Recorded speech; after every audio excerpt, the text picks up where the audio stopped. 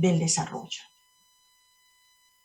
Las nuevas ciudadanías se enfrentan a un contexto complejo para desarrollar esas relaciones y asociaciones que tengan mayor calidad y densidad. Pero ¿cuáles son los cambios que deben potenciarse para que estas relaciones sean realmente mayores y mejores? Pues partiendo del punto de partida, y es lo que planteamos en nuestro trabajo, que me alegra y me encanta escuchar que fue útil para este proyecto, es la construcción de ese sujeto colectivo y la participación, pasar del yo a nosotros, como lo decía Norbert Lechner. Para enfrentar estratégicamente el desarrollo territorial es fundamental lograr una mirada colectiva común, para que sus actores puedan convertirse en agentes de transformación local. Solo una sociedad que disponga de una imagen fuerte de ese nosotros como actor colectivo se siente en poder de decidir hacia dónde va, cuál es su carta de navegación, cuál es su ruta, y se desarrolla en la medida en que se realizan experiencias exitosas de acción colectiva. Es aprender haciendo, es construir construyendo, es, como decía Machado, haciendo camino al andar.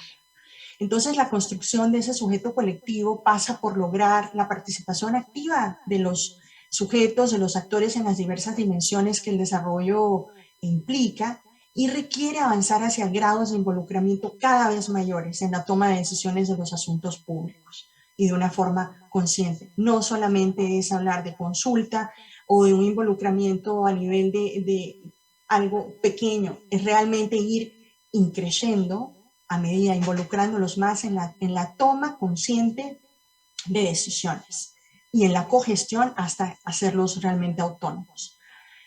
También implica un cambio cultural territorial hacia lo común. Ese es otro de los cambios que también hay que potenciar para generar asociaciones, asociatividad. Lo común definido por los autores como un principio que ordena y gobierna y sostiene la entera actividad política. Es decir, es que es lo común como un principio político que debe considerar que cada colectividad ejerce su deliberación, sus decisiones, con determinadas capacidades, trayectorias e historias en un espacio específico en donde operan la multiplicidad de lógicas y relaciones de poder, por lo cual, por supuesto, que nos vamos a enfrentar a tensiones, acuerdos y desacuerdos en un espacio en el que todos tienen que negociar y en los que habrán algunas concesiones, se ganarán espacios y se perderán también espacios, y hay que estar dispuesto a ello cuando hablamos de asociatividad. Otro tema que es muy importante a la hora de enfrentar ese contexto y cuáles son los cambios que debe enfrentar y esas capacidades que debemos desarrollar es la lectura del entorno de las geometrías del poder. Promover una visión y sentar las bases de acción para que cada territorio sea capaz de leer y de actuar sobre sus geometrías de poder con una perspectiva de evolución y de dinamismo. Entonces es muy importante que se propongan estrategias de intervención que permitan potenciar las capacidades de los diferentes actores que habitan en el territorio y que interactúan en el territorio para que desde sus diversos roles, desde sus diversos intereses, puedan interactuar eficazmente en los espacios de diálogo, de construcción y de transformación del desarrollo territorial. Finalmente, el fortalecimiento de capacidades para la inclusión, es decir, es importante construir entendimientos donde una mirada y la actuación de los otros, del otro, cobra relevancia, se reconoce al otro, a la otra, tiene voz, cobra relevancia, y el énfasis del desarrollo estaría en la democratización de la toma de decisiones de la preocupación de cómo llevar adelante o cómo desarrollar a su máxima capacidad a los actores territoriales. En cuanto a las capacidades que se deben desarrollar desde la institucionalidad, porque la institucionalidad también tiene que generar condiciones para construir relaciones de confianza y territorios más resilientes y con mayor capacidad de generar asociatividad, pues hay que desarrollar la capacidad de lectura del entorno desde las instituciones, la capacidad de pensamiento dialéctico, crítico, capacidad de desarrollar empatía, reconocer fortalezas y debilidades dentro de las instituciones, capacidad para dialogar, negociar, construir pactos territoriales, colaborar y articular a los agentes que habitan en el territorio. En esta capacidad de negociar y de pactar, en donde se requiere la coexistencia virtuosa de capacidades gubernamentales por un lado y sociales, la empatía y el diálogo para construir pactos territoriales y fomentar territorios resilientes es vital. Es importante promover liderazgos locales que inspiren confianza, que contribuyan a resolver los conflictos y las tensiones que normalmente emergen en el proceso de colaboración. Modelos de gobernanza local colaborativa que cuando solucionan los problemas públicos establecen alianzas con los agentes privados, la academia y la sociedad civil. En general, construir los pactos territoriales es fundamental porque son instrumentos de política dirigidos a la promoción de acuerdos entre los privados y entre el sector público para la realización de programas y proyectos que promueven el mejoramiento de la vida dentro del territorio. Finalmente, para el IRPES hemos estado viéndolo muchísimo en cuanto a los cambios del servicio público, cómo desde la institucionalidad, desde el Estado se crean condiciones para una mejor, para un desarrollo territorial mucho más equilibrado, pues se requiere un nuevo servicio público centrado en la ciudadanía para hacerle frente a la complejidad de los problemas públicos y hacerle frente también y permitir la mayor y mejor participación de una ciudadanía muy empoderada, cada vez más informada, y para construir esas alianzas con los agentes y entre los agentes a través de estructuras colaborativas. Entonces, el gran desafío acá consiste en superar estos modelos de administración pública y nueva gestión pública que han aportado muchísimo, sin dejar de reconocer, por supuesto, estos aportes, pero reconociendo que la complejidad de los problemas públicos requiere de otro tipo de servicio, con administraciones y políticas que no solamente sean competentes y eficientes, sino inteligentes y resilientes. Por lo tanto, deben ser relacionales y deliberativas.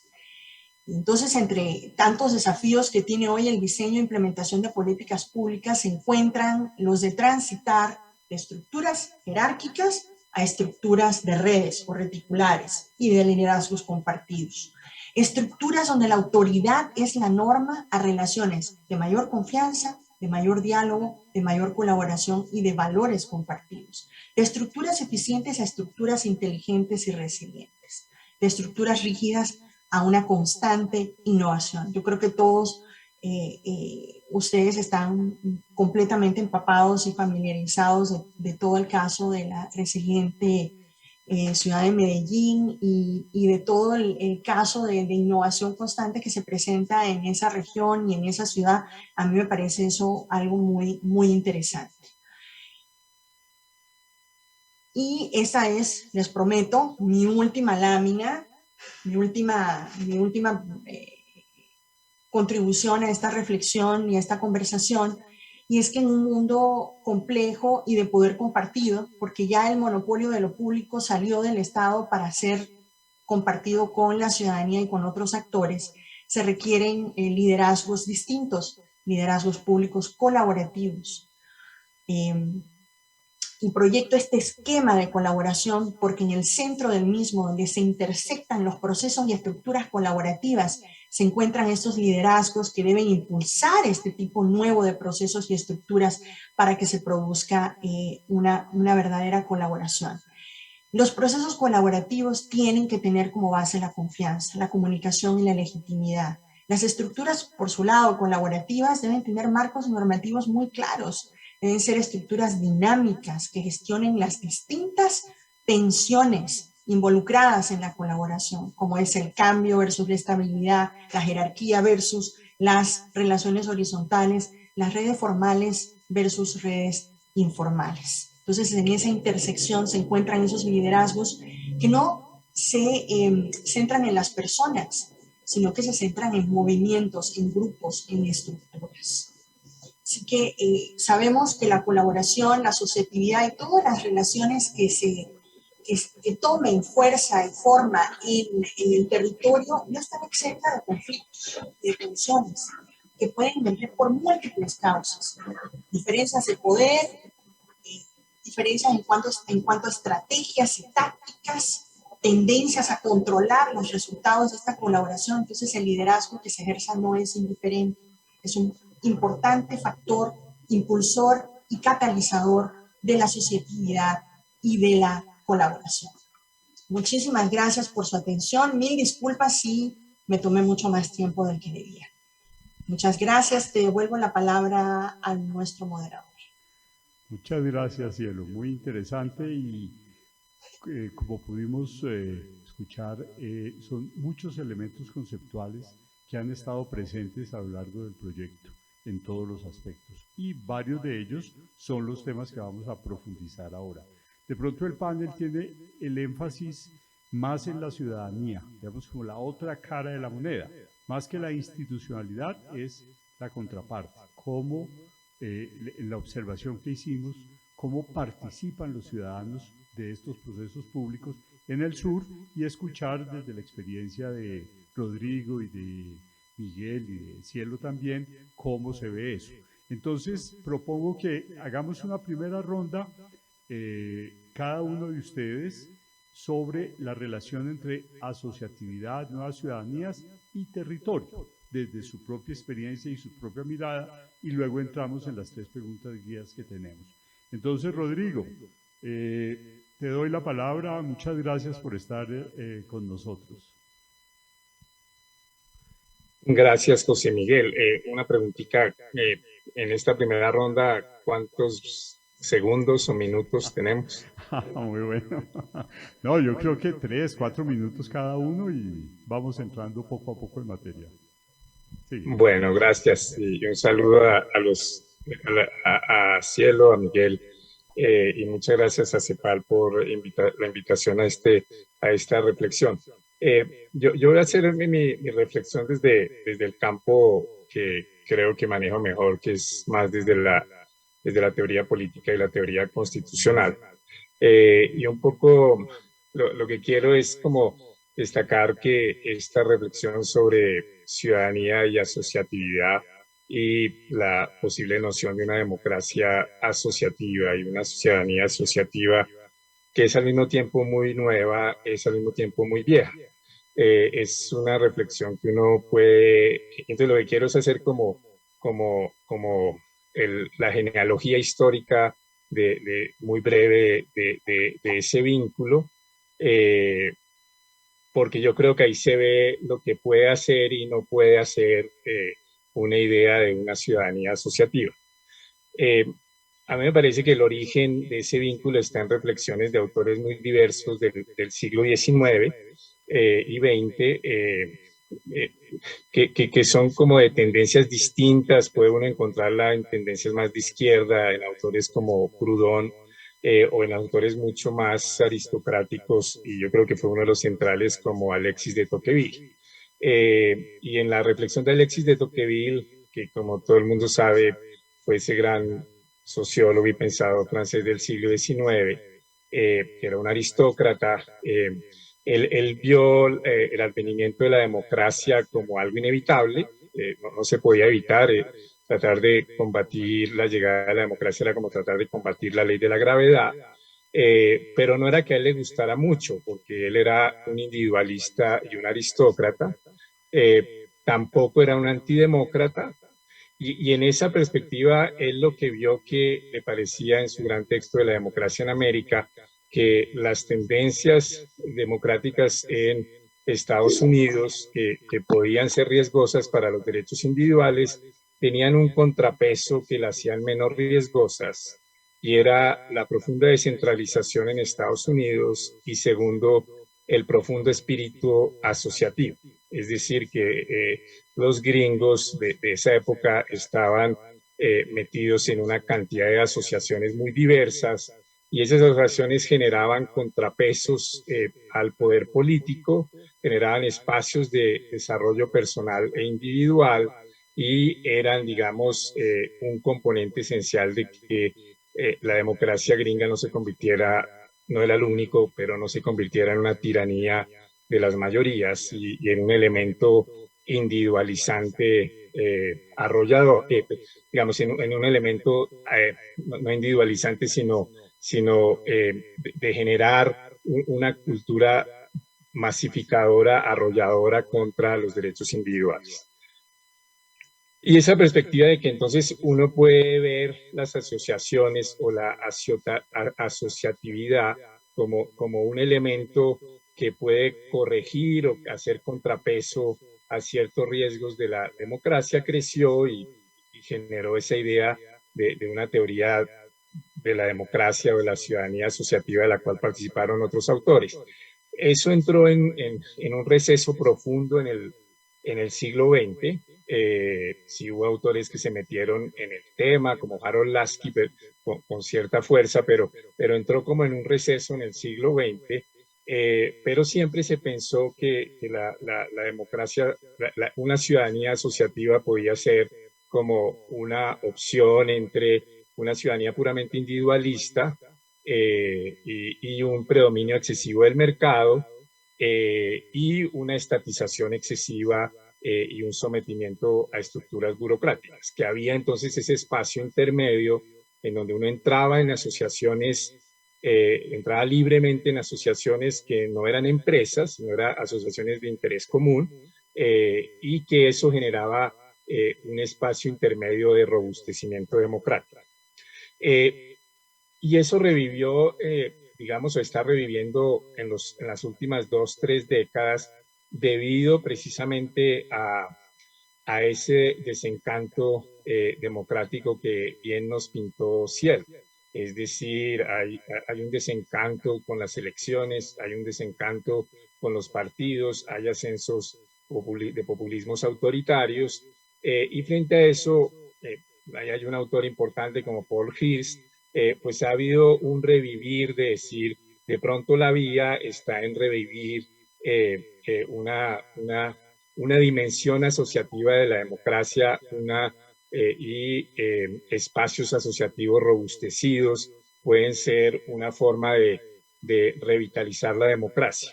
Y yo creo que esa línea de reflexión es acertada, pero es acertada si uno la toma con cautela. ¿Qué quiere decir que uno la toma con cautela? Que no es que la democracia asociativa o el componente asociativo de la democracia va a sustituir la democracia representativa o la democracia social, o que la ciudadanía asociativa va a desplazar los otros componentes de la ciudadanía.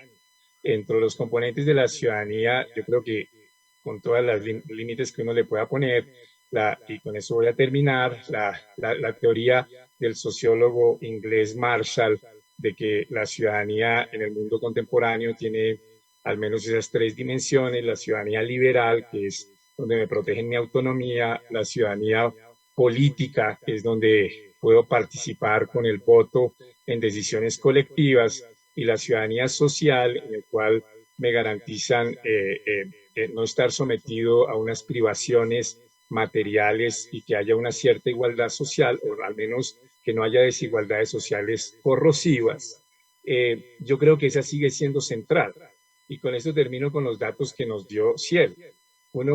Los datos que nos dio Cielo lo que muestran es que los países que tienen mejor ciudadanía social son los países que tienen más confianza, y si hubiera habido un indicador, son los países que tienen más ciudadanía asociativa. O sea, Dinamarca es uno de los grandes ejemplos de ciudadanía asociativa hoy, es países nórdicos, pero especialmente un país como Dinamarca, que tiene unos ejemplos de, por ejemplo, la educación se hace mucho con fondos públicos, pero con asociaciones voluntarias de padres para crear colegios financiados públicamente, pero gestionados por padres o por asociaciones. Entonces, eso es lo que yo creo, y con eso termino. Yo creo que sí, que esta es una línea de reflexión válida. Es una línea de reflexión que no se profundizó en la Constitución del 91. En la Constitución del 91 se pensó que para superar las limitaciones de la democracia representativa había que instaurar mecanismos de participación directa.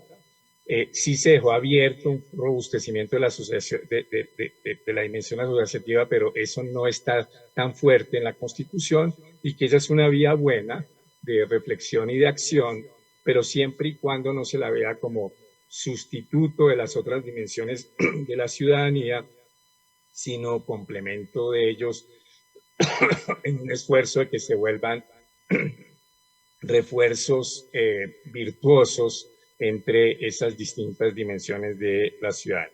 Gracias. Excelente, Rodrigo, muchas gracias. La mirada histórica y ese fundamento constitucional excelente, y me parece que nos va a dar luces para el diálogo que vamos a ir avanzando. A partir de la experiencia del sur del Tolima se pone de presente eso, ¿no? Grupos asociativos con mucha convicción, con mucha fuerza, con mucha dinámica, donde trascienden, dijéramos, sus propias necesidades, sus propios objetivos, y entran en interacción con otros grupos. Esos colectivos de jóvenes tan pilos frente a su problemática juvenil, pero están pensando también el territorio, están pensando el sur, ¿sí? Algunos, por supuesto, tienen alguna vocación política explícita, partidista, pero en general es un ejercicio de ciudadanía muy interesante, y creo que esto que nos expone Rodrigo es magnífico para la comprensión. Ahora tú, Miguel, mi compañero de panel aquí presencial, ¿cómo ves esa relación entre ciudadanía, nuevas ciudadanías, asociatividad y territorio? Muy buenas tardes para ti, Miguel, para Cielo, para Rodrigo, para la audiencia aquí presente en este salón. Y quisiera iniciar señalando de dónde vengo. Vengo de las provincias del sur de Santander, la provincia de Guanentá, la provincia comunera y la provincia de Vélez. Y estas provincias tienen asociatividad desde antes de los españoles. Los guane eran una tribu organizada. No podemos partir de, digamos, de esa ruptura histórica que tuvo la invasión española y decir que antes no había asociatividad u organización. En concreto, los guane tenían 12 cacicazgos con liderazgos y con ejercicio de poder y con construcción de bienes comunes. Lo segundo que quiero señalar es que el territorio está conformado por 53 municipalidades, aproximadamente 450.000 habitantes, y que en este momento contamos con más de 1.200 diferentes formas asociativas, entre ellas cooperativas, asociaciones, corporaciones, fundaciones, sin contar las juntas de acción comunal, que ya son bastantes.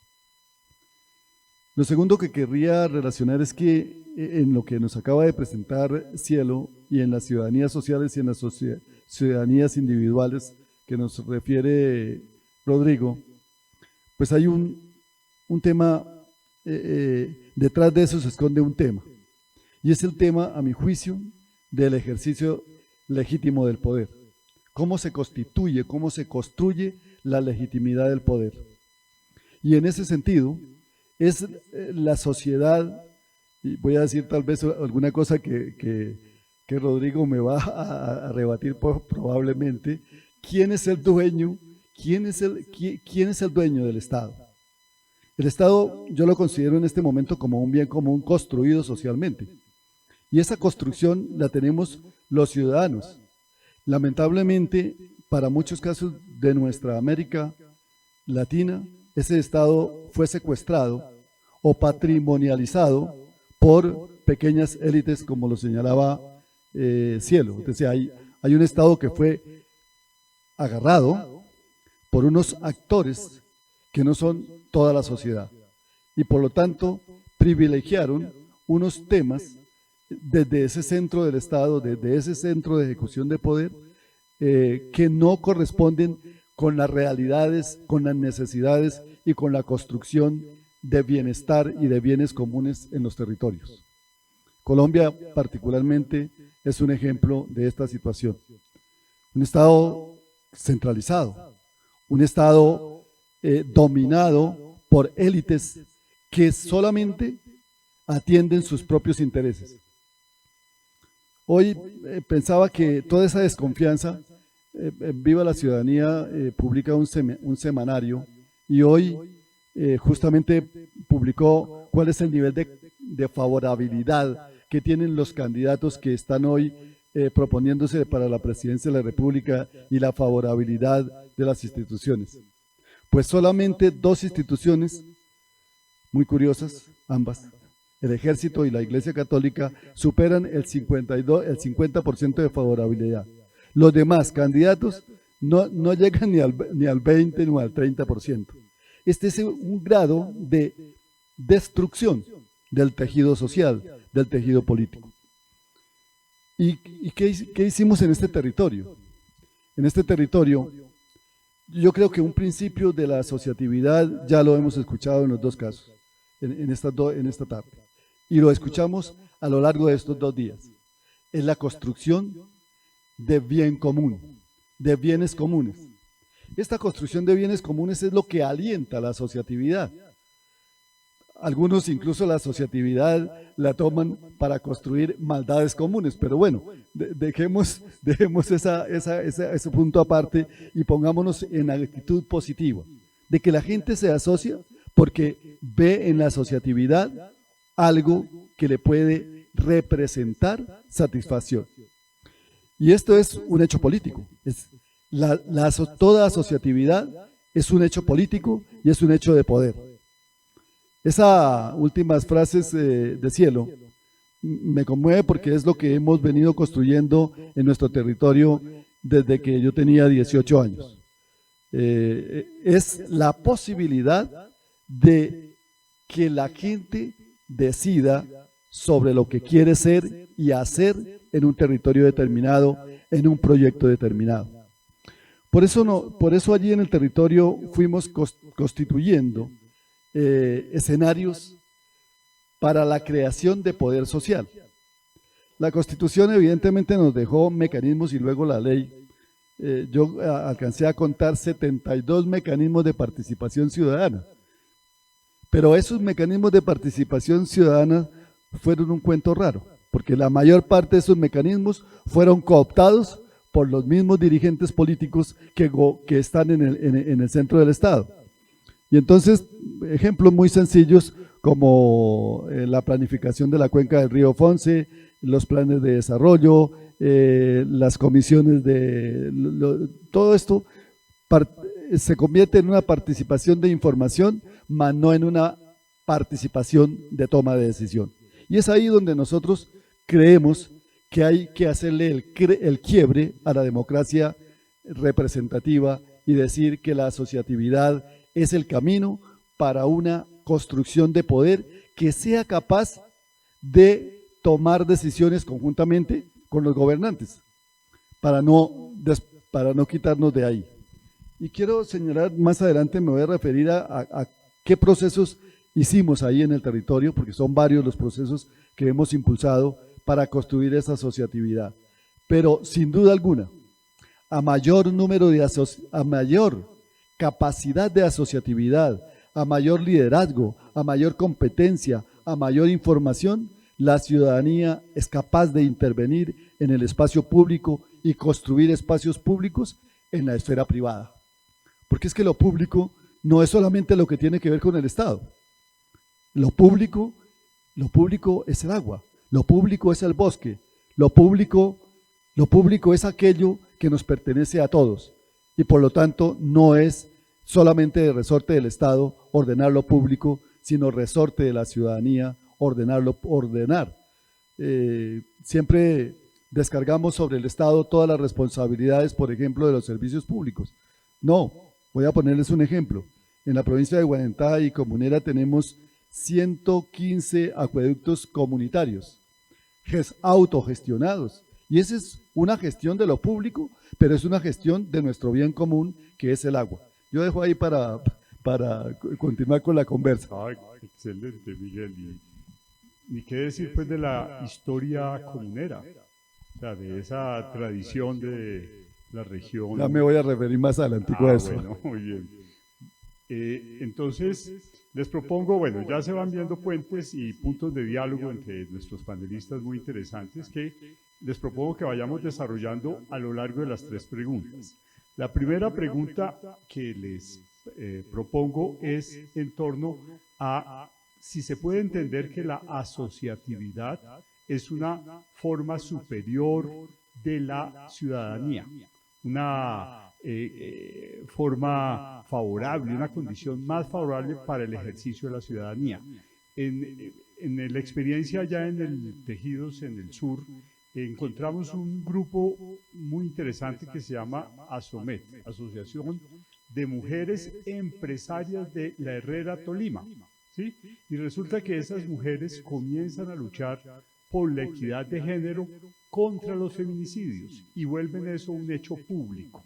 Eso que está en la esfera privada se transforma en un problema público. Entonces, me parece que son experiencias muy interesantes. Además, ellas no solamente son, digamos, luchadoras por la defensa de las mujeres y por el respeto y a la dignidad de la mujer, sino que además son empresarias rurales, empresarias del pueblo. Entonces, también hay un ejercicio muy interesante del sentido de asociatividad, donde está también la dimensión económica y la dimensión productiva. O sea, se tocan, bueno, como señalaba Miguel hace un momento, las cooperativas son una forma de eso, pero bueno, ellas como asociación también lo trabajan así.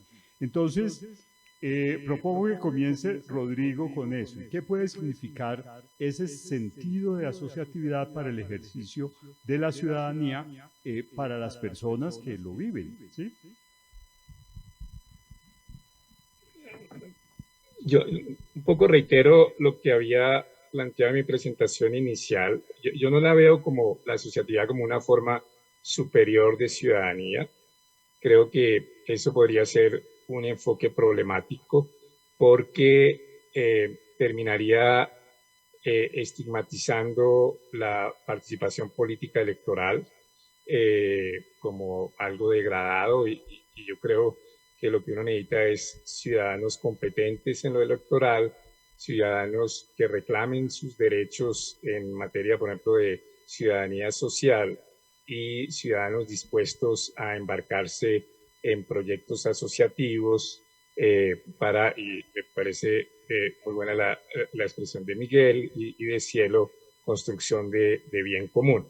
Es decir, yo creo que la asociatividad está ligada conceptualmente a esa esfera de lo que algunos llaman sociedad civil o una esfera donde priman relaciones de consenso, a una especie de un espacio de lo público no estatal, es decir, que no está en el mercado y no está en el Estado, sino es un espacio público no estatal. Y el robustecimiento de ese espacio público no estatal yo creo que es fundamental para la democracia. Y entonces que uno promueva formas asociativas de ciudadanía es fundamental, pero que eso no debe, digamos, debilitar la importancia de la ciudadanía electoral y los mecanismos de participación electoral, porque finalmente en ellos se juega un elemento central de la democracia, que es quienes ocupan, donde se toman decisiones con poder coactivo. La ciudadanía asociativa rara, claro, hay toda la experiencia de presupuestos participativos, etcétera, pero las grandes decisiones no son espacios que se van a tomar en ciudadanías asociativas. Esas se van a tomar en los espacios de representación democrática. Por ejemplo, una decisión relativa a cuál es la orientación de un plan de desarrollo. Puede haber insumos desde la ciudadanía asociativa y eso es importantísimo, pero no sustituye esos espacios. Y entonces yo creo que yo no la vería como una forma superior, sino como una forma complementaria que robustece una ciudadanía democrática integral. Excelente, Rodrigo. Muy interesante, muchas gracias. Cielo, ¿y tú cómo lo ves?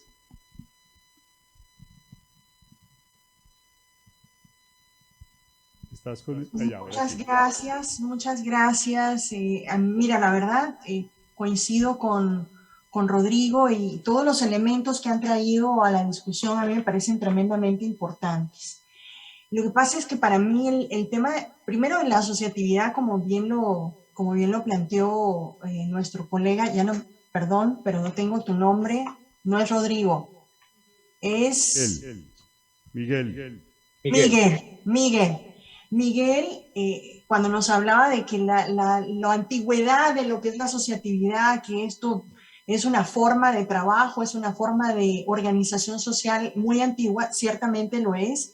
Las organizaciones tribales, comunitarias, básicas, indígenas, lo transparentan muy bien aún hoy, y es por eso que hay tantos choques entre las lógicas de los movimientos indígenas y los movimientos occidentales, porque es una lógica de operación bastante distinta, ¿no? Una mirada común, una toma de decisiones de lo común, con una visión de gobernabilidad común versus otro tipo de organizaciones. Pero yo coincido con Rodrigo que darle una categoría, clasificar como superior o no a una forma de organización, de colaboración social, tal vez no sería la mejor forma de integrarla como parte del ejercicio de esta ciudadanía y que está estrenándose y que está retomando, porque está empezando a ganar otro tipo de confianza y está también viendo esa asociatividad como una forma de ejercer una ciudadanía que tal vez se siente muy desvinculado y se siente muy desvinculado por el exceso del individualismo que ha venido imperando en los últimos años también, por otro tipo de movimientos ideológicos que han sido parte de nuestra historia. Entonces, a mí me parece que es más bien complementario, es deseable, es importante que las instituciones del Estado fomenten y creen condiciones para esa asociatividad que permite un ejercicio ciudadano mucho más pleno, ¿verdad? Todas las etapas en las que se embarca un grupo, una colectividad para armar estas asociatividades es un ejercicio tan complejo en sí mismo y requiere de tantas capacidades que entre mayor número de asociatividades es mucho más fácil ver que la ciudadanía y la democracia, por ende, se van robusteciendo. Así que en respuesta a tu pregunta, y yo no sé por qué me fui pero ahí va. Yo creo que no es una forma superior, pero ciertamente una de las formas complementarias, deseables, para robustecer la ciudadanía en el territorio y sobre todo la democracia. Excelente, Gracias.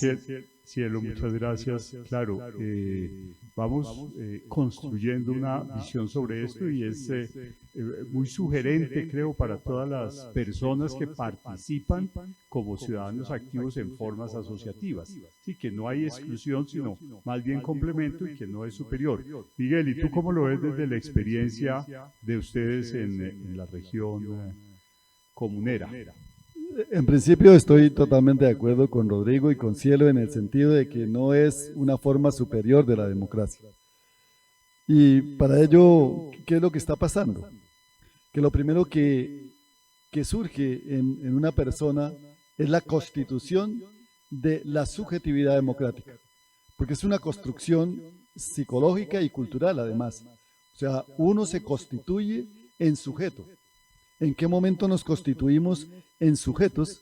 Y como decía Thomas Flores, en sujetas de construcción social, de ser capaz de pensar por sí mismo, como pensar por sí mismo, actuar por sí mismo y tomar partido o tomar posición frente a una determinada situación. Lo segundo es que la asociatividad es una construcción social de cercanía. En la primera etapa. Digamos que voy a colocar la Asociación de Caficultores de Ocamonte, de Pequeños Agricultores de Ocamonte, la Asociación de Mujeres de Barichara, la Asociación de Mujeres de Villanueva, la Asociación de Mujeres Regional, son todas, cumplen intereses cercanos donde se da muy buena democracia. Y eso es importante, que haya una construcción del poder ahí en ese escenario democrático. Pero no, ese poder no necesariamente está ligado a la toma de decisiones nacionales o del municipio, sino a los intereses particulares. Ahora, la asociatividad entra en relación con la democracia formal. Y ahí hay que apelar a De la Cortina. ¿Realmente somos democráticos solamente en la forma o le apuntamos también a tener una ética radical en la democracia? Es decir, a ser tenidos en cuenta, a construir los consensos de manera plural y no manipulada. Y aquí es donde realmente los partidos políticos que han sido vilipendiados, o sea, la acción política ha sido vilipendiada por distintos caminos. Cuando la acción política es la acción política correcta, la acción colectiva correcta, impulsada, es lo mejor, que es uno de los buenos servicios que se le puede prestar a una sociedad. Discutir, construir consensos. Pero por otra parte también tenemos que pensar en la construcción de poder. Y ese es un tema paradójico hoy. Yo lo digo muy paradójico. Yo no he escuchado tanta crítica a la corrupción, ni tanta crítica a la manipulación de los partidos, ni tanta crítica a las instituciones públicas que en estos últimos 10 años. La crítica ha sido muy, muy fuerte. Y es paradójico, porque en las elecciones, de nuevo, son elegidos los dirigentes corruptos, los contratistas corruptos, y entonces, ¿qué estamos haciendo? Paradójicamente, voy a colocar un ejemplo en San Gil. En San Gil, por decir así, ganamos el plebiscito y ganamos el referendo anticorrupción, que los perdió el país, y el departamento también los perdió. Pero en las provincias del sur ganamos esas elecciones. Pero curiosamente también tenemos una dirigencia política corrupta en el territorio. ¿Qué pasa ahí entonces en esta forma? Pareciera que funcionamos bien en la democracia, en el primer escenario de la democracia, que podría ser la democracia de la asociatividad, y no funcionamos bien en la construcción de un poder para poder tomar decisiones de desarrollo en el territorio. A mí me tiene altamente preocupado en mi territorio esta incoherencia entre el pensamiento político la independencia, la participación, la honestidad y luego la votación. Y posiblemente aquí haya una construcción de lo que yo he llamado las empresas electorales. Los partidos políticos, nuestros partidos políticos, lamentablemente son campañas centradas en ambigüedades, en propuestas ambiguas por una parte, y por otra parte centradas en la negociación. O sea, ¿cuál es la propuesta de bien común? No es clara y no es coherente. Yo dejaría, no reconozco en mis propias asociaciones que he ayudado a crear, cooperativas, asociaciones, etcétera, incluso medios educativos como una universidad. Considero que ahí vivimos una democracia, pero que esa democracia tiene una expresión política en la gobernanza. Y aquí me parece que a partir del año 70, con la crisis de la gobernabilidad en el mundo, empezamos a construir un nuevo escenario que posiblemente sea lo que tengamos que hacer: ampliar los espacios para una gobernanza en la cual todas y todos seamos incluidos de una manera respetuosa de la pluralidad. Gracias. Muchas gracias, Miguel. Muy interesante. Bueno, el balance de esta primera pregunta es excelente. Me parece que hay unas luces y unos desarrollos muy interesantes pertinentes para todos los grupos, los colectivos, las organizaciones, y para que tengan esta dimensión más allá, más profunda de la democracia y de las relaciones de poder. Le propongo a David, nuestro productor, si nos comparte el video de la zaranda.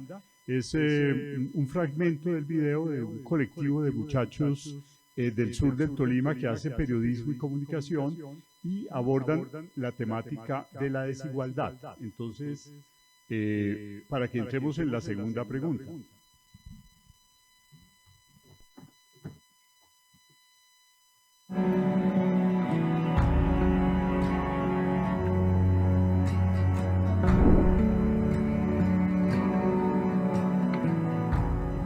Yo creo que estamos también enamorados de esa cuestión de la memoria y el debate que hay sobre ella, de la identidad, de la colectividad, pero más que todo de la paz y de las comunidades.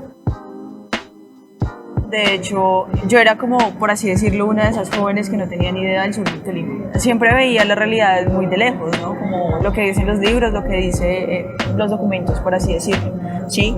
Pero a partir de este proyecto yo empiezo como a ponerme en los zapatos de esas comunidades, no desde acá, desde la ciudad, sino yendo directamente a los territorios, ¿no? Y acompañando y hablando.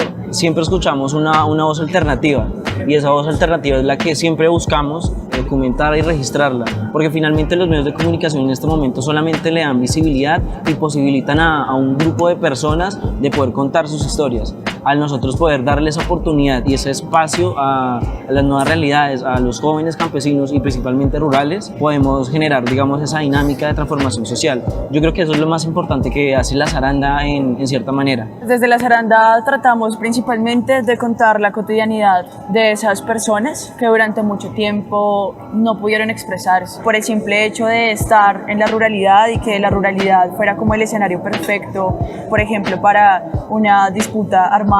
Pues ahora sí quieren contar mil cosas y se pueden expresar, sienten un poco más de seguridad, un poco más de libertad. Lo que genera la zaranda es una confianza con el campesino. Al ver caras familiares tienden a contar sus historias, y unas historias a veces que, digamos, en algunos sentidos a nosotros nos generan, digamos, tristeza de cómo, digamos, un territorio tan bonito como el sur del Tolima ha sido tan afectado por la violencia, y que aún después de que se firmó el acuerdo de paz y que pensamos que estamos viviendo en un país en paz, hay tantas desigualdades.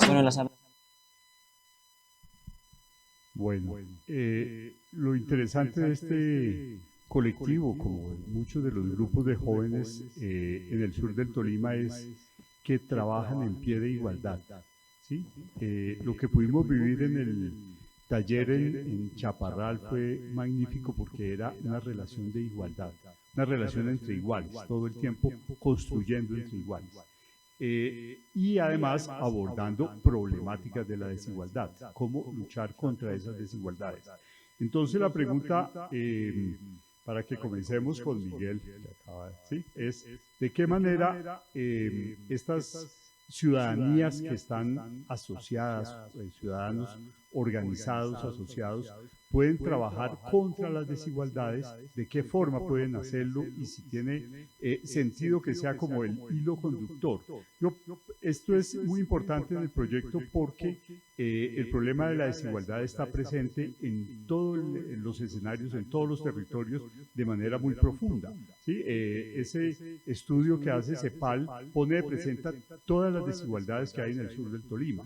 Los indígenas, ¿sí?, subordinados y excluidos, las mujeres, las relaciones de acceso a los servicios, en fin, todas las formas de desigualdad allí presentes. Y estos colectivos, tanto de jóvenes como de mujeres, luchan contra esas desigualdades, ¿sí?, en pie de igualdad. Entonces, en tu experiencia, Miguel, ¿cómo lo ves? Lo veo grave.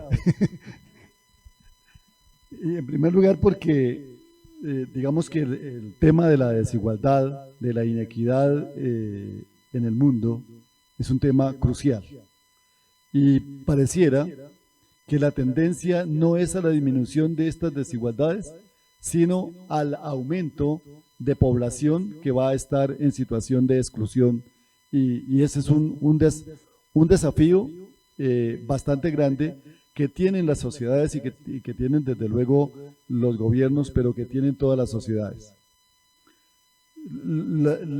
Los datos nos dicen que va a haber desempleo. Los datos nos dicen que va a haber empobrecimiento de la gente. Entonces, ¿cómo lo tratamos desde hace unos 50 años? Y que hay que hacerlo siempre. Y el primer tema es tomar conciencia de la situación real. Saber quién soy, dónde estoy, cuáles son mis relaciones, cuáles son la sociedad que me rodea, para ver cuáles son los problemas que podemos resolver conjuntamente. Y allí empezamos con una frase de un sacerdote, el padre Ramón González, que hoy tiene 92 años, cumplidos y que ya está al final de su camino por esta tierra. Y él decía, los pobres no somos una carga para el desarrollo. Los pobres somos el factor, somos los actores de la construcción de nuestro propio desarrollo. Eso lo primero. Pero que hay que crear, hay que aquí hacer una ruptura epistémica del concepto de desarrollo. Si seguimos pensando en el desarrollo como crecimiento, si seguimos pensando el desarrollo como acumulación, independientemente en las manos de que estén, vamos por mal camino. Entonces, se trataría de constituir unos procesos territoriales de desarrollo con las palabras que se han utilizado en estos 2 días. Que sea, en primer lugar, que sea alternativo al modelo de desarrollo que se ha impuesto en los últimos 200 años. Si no somos capaces de crear algo distinto, nos llevó el patas, como decir. Entonces hay que buscar la manera cómo sustituimos esto. Hay que hacer la ruptura paradigmática. No podemos seguir creyendo que la economía va bien porque creció el PIB o porque aumentó el consumo, porque de lo contrario tendremos un mal camino.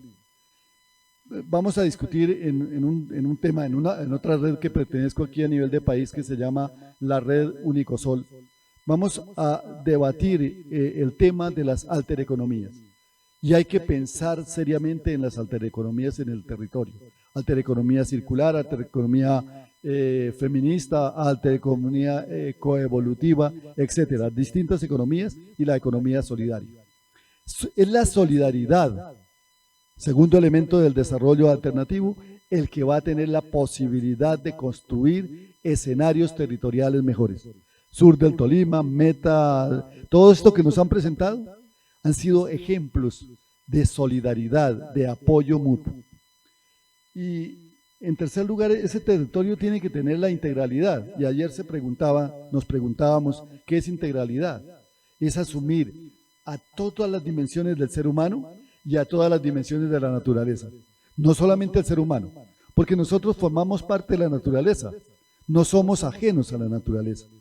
Y por lo tanto, el río siente, el río llora, el río padece, la montaña también sufre y los animales también sufren.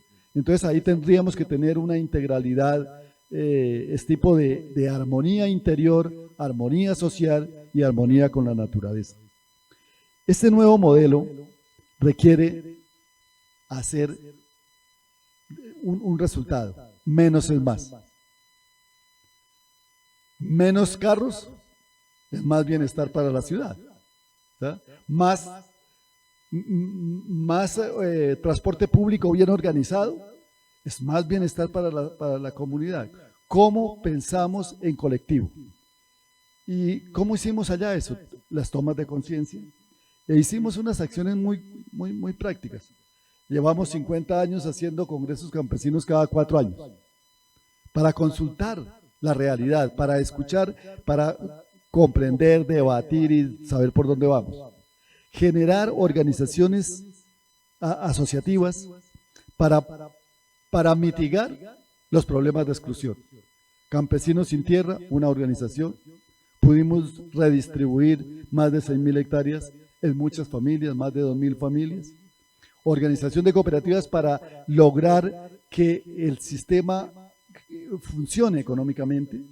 Tenemos alrededor de 250.000 asociados en el territorio, en más de 67 cooperativas, acueductos comunitarios, en fin, cooperativas de transporte, para hacer que haya bienes comunes y que sean comunes para todos, al mismo costo para todos o gratis para todos. Y esto es lo que va mitigando lo que los economistas llaman hoy en día las asimetrías, ¿no es cierto? Esa palabra que no dice mucho, pero que está expresando los niveles de inequidad. Y yo creo que con todo este trabajo participativo, en este momento, ayudamos a una cosa. Tenemos, primero, estar presente en el planeamiento territorial. Es nuestra consigna que en todos los municipios nuestras asociaciones van a estar presentes. Vamos a ocupar espacio. ¿Por qué? Porque hay que dar la palabra donde se toman las decisiones. Porque después uno podría quejarse, ¿no es cierto? Y salir con banderas a la calle y con pancartas que no hicimos, pero no estábamos aportando en el momento en que se hizo la convocatoria para debatir por dónde irían los temas del desarrollo territorial. Igualmente, hay una inequidad con las mujeres, y lo hemos escuchado estos 2 días también. Una inequidad económica, una inequidad social, una inequidad cultural en los patrones de vida de nuestra sociedad machista. ¿Cómo ayudamos a que esta relación sea una relación equitativa?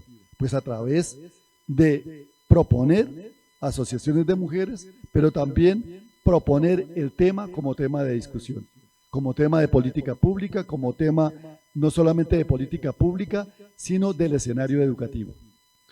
Y finalmente, creo que también hay un tema grande que podría ayudar a nuestro país y a los países a que haya mayor equidad, y es reconocernos como seres humanos limitados.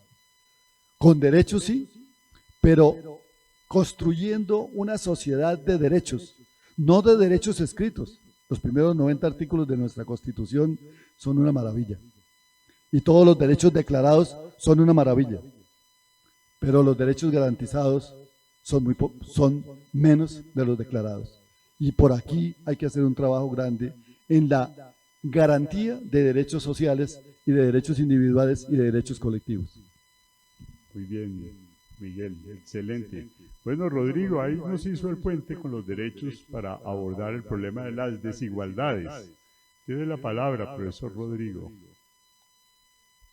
Gracias, José Miguel.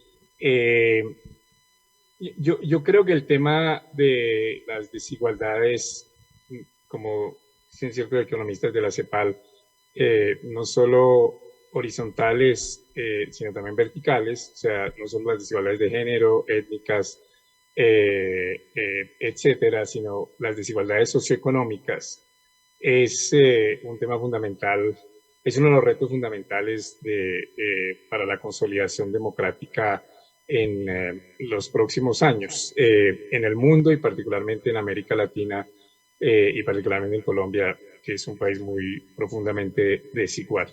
Entonces, que las asociaciones tengan como uno de sus ejes trabajar para reducir desigualdades, estoy totalmente de acuerdo. El interrogante para potenciar, entonces, digamos, la orientación me parece totalmente acertada. Yo creo que esa idea de hace unos 20, 25 años con el consenso de Washington, que el problema era la pobreza y no la desigualdad, y que entonces había que reducir la desigualdad y que para eso estaba el crecimiento, y entonces eso terminaba revirtiendo en reducciones de pobreza en el mediano plazo. Yo creo que la evidencia contemporánea muestra que no es así, que sociedades con desigualdades corrosivas, eso no o sea, desigualdades excesivas, eso no solo genera problemas de crecimiento, problemas de desarrollo incluyente, sino también problemas de democracia, porque le da demasiado poder a los sectores más poderosos económicamente. Quien quiera ver eso es el artículo que salió el domingo, se me fue ahorita la paloma del economista, fundamentando esa tesis que pasamos de la premisa de Lincoln de el gobierno del pueblo para el pueblo y por el pueblo, al gobierno de los ricos para los ricos y por los ricos, de Sachs, que no es ningún economista particularmente radical, sino fue, digamos, un economista relativamente ortodoxo. Entonces yo creo que eso es claro hoy, y que entonces las asociaciones tengan como esa dirección es clave. El interrogante es cuáles son los mejores instrumentos para lograrlo, y ahí creo que tiene que haber mucha creatividad. porque en asociaciones desde lo local se pueden hacer cosas, pero hay unos debates fuertes de desigualdad que solo se pueden resolver, a mi juicio, en lo nacional y en decisiones nacionales, por ejemplo, de política fiscal. Si uno no tiene una política fiscal progresiva y redistributiva, es muy difícil reducir desigualdades, pero yo creo que desde lo local se pueden, y con estructuras asociativas, se pueden hacer cosas muy, muy importantes. Y entonces que haya esa orientación creo que es totalmente acertado, y que tengan ese norte, y que lo que se necesita es ver cuáles son los instrumentos para los cuales eso puede ser útil. Y termino ya ligándolo con el tema de los derechos.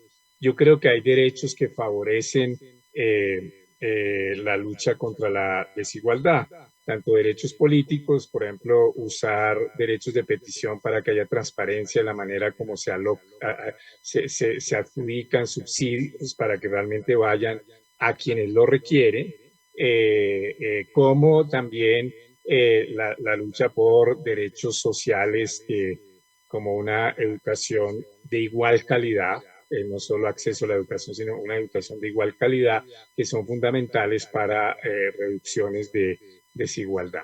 Pues estoy de acuerdo con la orientación, y el tema es cuáles son los mejores instrumentos desde la asociatividad para avanzar en esa dirección.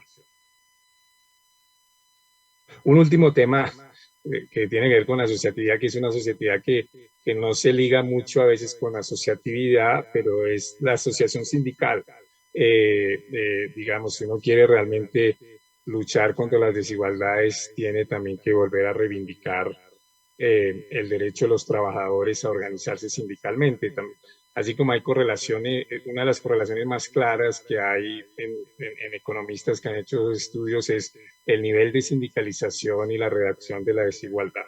Los países que tienen desigualdades bajas tienen niveles de sindicalización muy altos, y los países que tienen desigualdades altas tienen niveles de sindicalización muy bajos. Esa es otra dimensión, digamos, de lo asociativo, de la cual no estamos hablando mucho hoy porque se está hablando de otra asociatividad, pero esos derechos de asociación creo que también tocaría reivindicarlos.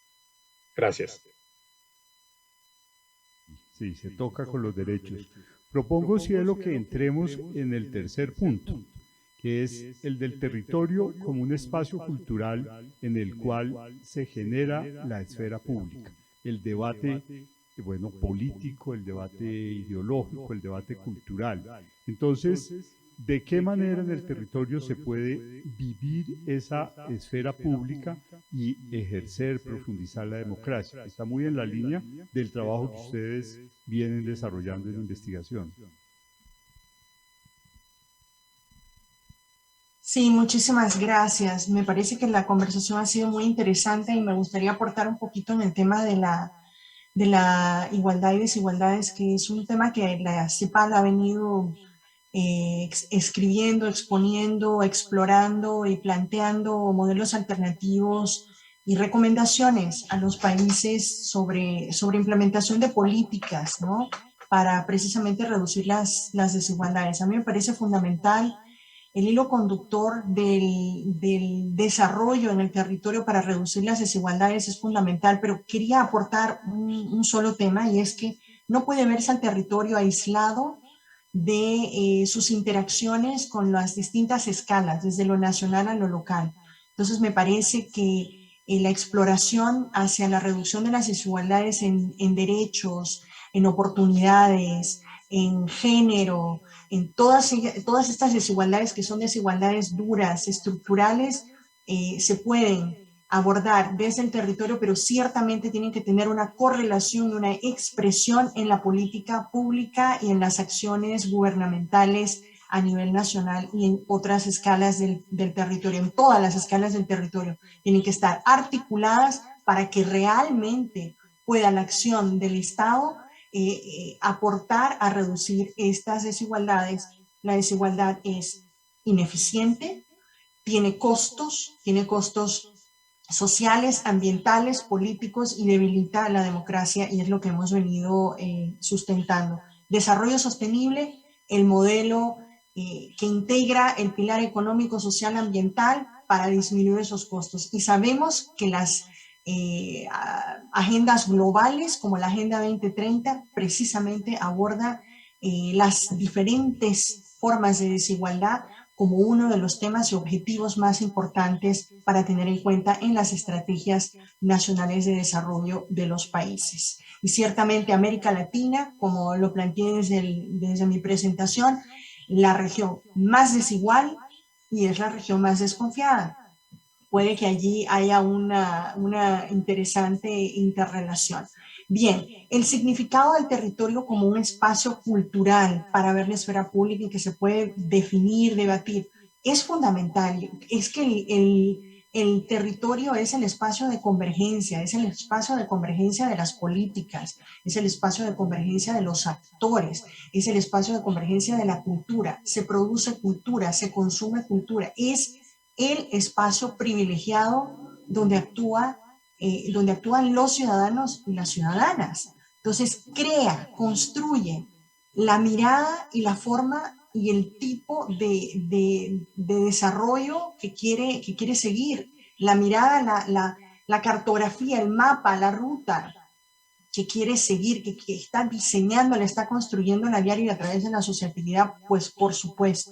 Pero nuevamente, a mí me parece que es fundamental que a través de la multiescalaridad y las políticas que abordan los diferentes escalas y niveles del territorio deban estar completamente articuladas. Así que desde el territorio, mirando, partiendo como punto de partida el cambio de la individualidad hacia el sujeto colectivo, ese sujeto colectivo que debate para generar una visión común del desarrollo territorial, con la participación de todos los actores, de todos los sectores, y por supuesto actuando sobre esas relaciones de poder que se dan, y como bien lo dijo Miguel, construyendo poder y dándole voz, no a los que no tienen voz. Y allí hay una expresión que me encanta de una escritora de la India, que se llama Arundhati Roy, que dice, realmente no es que haya personas sin voz, es que hay grupos que convenientemente silencian a gente y preferiblemente a algunos más que a otros o algunas más que a otras. Entonces, tal vez lo que deberíamos pensar es el territorio, es ese espacio de convergencia, de construcción de poder, de construcción de ciudadanía, de construcción y de densidad de mayores y mejores calidades de relacionamiento entre los sujetos. Así que ciertamente es el espacio de debate, siempre y cuando también se articule con los otros niveles del territorio. Gracias. Perdón, pero son los helicópteros sobrevolando por aquí. Ese es el ruido del que escucho. Muy bien. Sí, muy interesante, Cielo, esa mirada. Creo que nos abre como una perspectiva de tejidos territoriales entre territorios también. Este ejercicio del poder y la consolidación del espacio de esfera pública en el territorio, las relaciones entre los territorios para tener esa dimensión, dijéramos, nacional. Rodrigo, entonces, ¿tú cómo ves este punto de la esfera pública y las formas de ciudadanía asociativas y demás? Yo creo que el tema de la dimensión territorial de la acción ciudadana y del espacio territorial es central en la agenda de una reconstrucción democrática de Colombia. Creo que ahí tenemos, digamos, muchas sociedades tienen ese debate de cómo lograr democracia desde lo regional hasta lo nacional.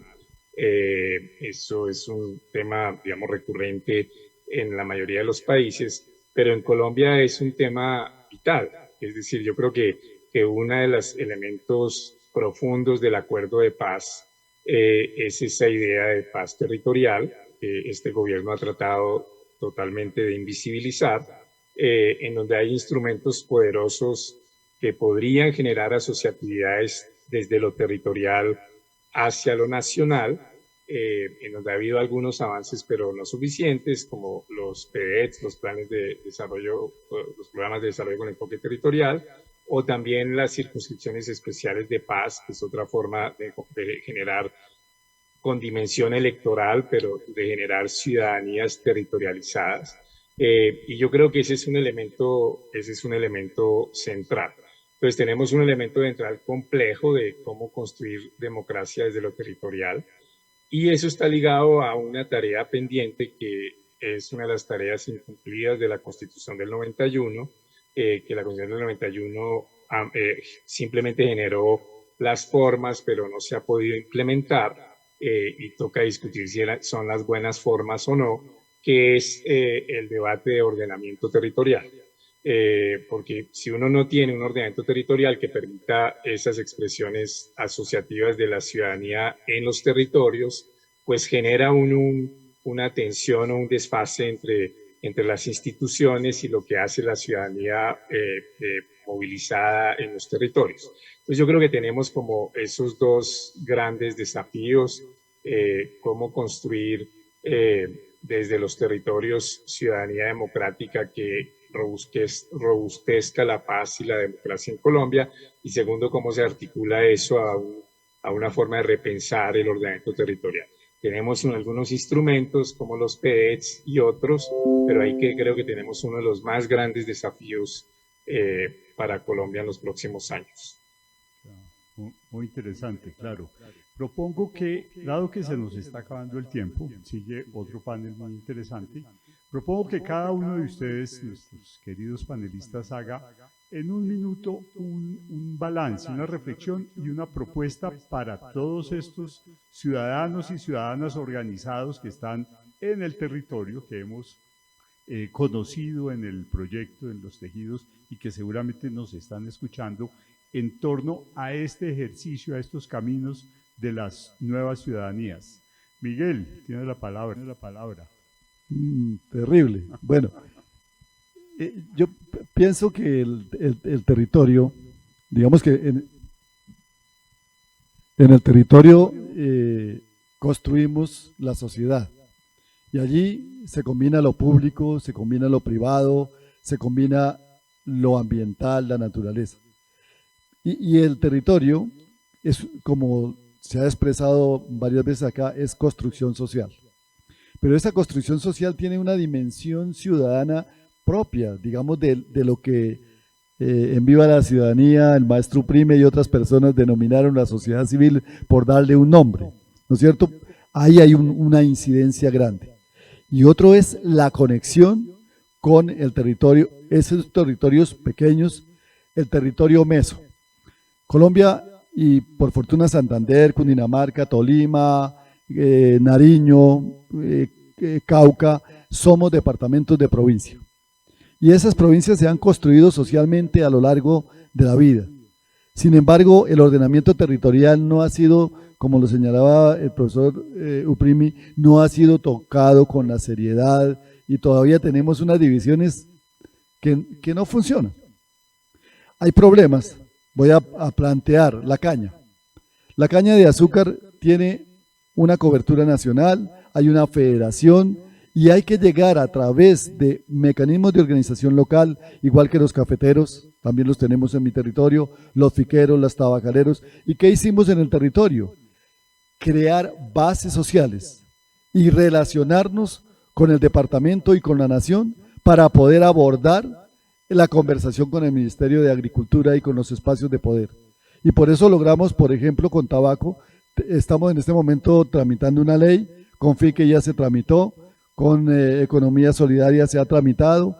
Es decir, hay que hacer agregación de esa sociedad para que construya también, contribuya al diseño de política pública. Y en el territorio hay que hacer las políticas públicas. Es muy curioso. A partir del año 1996, por una crisis económica, tuvimos que empezar a jalonar el turismo. Hoy tenemos más de 700 empresas, emprendimientos turísticos en el territorio. ¿Y cómo lo hicimos? Pues apelando a la asociatividad local, pero también apelando a política pública que favorezca el desarrollo territorial del turismo. Entonces aquí hay que construir entre todos. Ya la CEPAL tiene claro, y no solamente la CEPAL, en distintas partes estamos hablando de la multisectorialidad del desarrollo, de los multiactores. Es la invitación a que en cada territorio convoquemos a los multiactores, especialmente a la juventud. Muchas gracias. Muy interesante, claro, los jóvenes. Magnífico, Miguel. Bueno, Cielo, tú desde Santiago, ¿qué mensaje nos ofreces a modo de cierre de este panel tan interesante? Muchas gracias. Mi mensaje sería: el territorio es el espacio privilegiado donde convergen los actores, los sectores y donde las políticas pueden tener una acción directa y donde se puede ver los verdaderos resultados del desarrollo. Si las agendas globales y las agendas de desarrollo van a lograrse, va a ser en el territorio. Así que la asociatividad, las formas de colaboración, de asociación, construyen en el territorio, construyen ciudadanía, construyen democracia, construyen paz. Y yo creo que ese es uno de los temas más importantes. Se construye poder también, y es uno de los temas más importantes a los que debemos apuntar. La desigualdad es ineficiente. La desigualdad se siente y se ve y se respira en el territorio. La cultura del privilegio se respira en el territorio. Por lo tanto, es uno de los hilos conductores de toda estrategia de desarrollo en cualquier nivel del Estado. Así que solo me queda felicitarles a todas, a todos, a ustedes, a ti, a los panelistas, a Olga Lucía por organizar este evento y por generar este foro en donde todos tienen voz en pie de igualdad y en donde todos pueden compartir sus experiencias, porque todas son valiosas y todas construyen hacia una visión de lo común y de bienes comunes para un mejor desarrollo de Colombia. Así que muchísimas gracias. Muchas gracias, Cielo. Claro, muy interesante y en efecto esta feria, como la hemos llamado, ha sido la voz de muchas expresiones, experiencias, miradas diferentes muy enriquecedoras, incluida la de esta mañana en que el territorio también está en Bogotá, que es muy interesante. En el panel que lideró Rafa de experiencias de comunicación y jóvenes, también en Bogotá se vive el territorio y bueno, no es necesariamente o solamente aquellas regiones que están lejos, en fin. Bueno, Rodrigo, ¿y tú cómo nos das un mensaje de cierre para todos esos jóvenes, mujeres, activistas, ciudadanos que están participando de estos tejidos territoriales? Mi mensaje muy sencillo es que la ciudadanía, uno debe defender una ciudadanía integral que tiene distintas patas y distintos escenarios y que no sacrifiquen ninguno de ellos en nombre de los otros. Tienen derecho a defender su ciudadanía liberal de autonomía personal, tienen derecho de reclamar la ciudadanía social y las garantías sociales, las reducciones de la desigualdad, y que deben construir esa ciudadanía asociativa que están construyendo de generar espacios asociativos, espacios públicos no estatales de construcción de bienes colectivos, pero que tampoco olviden la ciudadanía político-electoral, porque ahí se juegan mecanismos de poder esenciales. Y yo creo que la democracia solo tiene futuro si esas distintas dimensiones de la ciudadanía son reconocidas y son retroalimentadas entre ellas. Gracias nuevamente por la invitación a esta conversación. Muchas gracias, Rodrigo, y muy interesante todo tu aporte a lo largo de este panel. Bueno, concluimos. Aquí nos hemos robado un momentico para el siguiente panel. Muchas gracias y excelentes los aportes de nuestros tres panelistas. Muchas gracias.